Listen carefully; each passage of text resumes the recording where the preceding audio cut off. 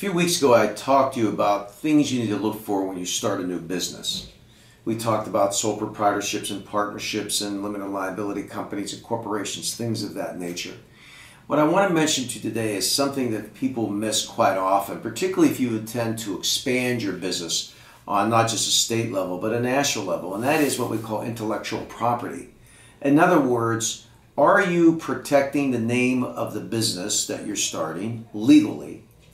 Or in the alternative, are there other businesses of like kind that have the same type of name that could cause confusion to the public if you name your business the same? For example, years ago, I represented a guy who wanted to open up a particular business and name it a certain name. And I said to him, listen, if you do that, it's going to be confused with the name of a casino in town. That's not a wise thing to do.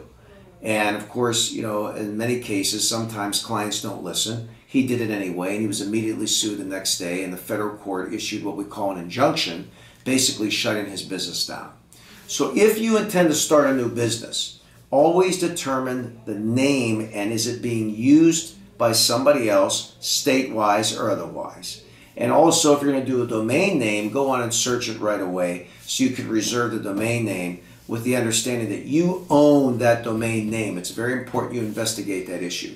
So besides how you set a business up legally, look to the name, because you could have violations, what we call trademark violations, that could cause you to shut your business down.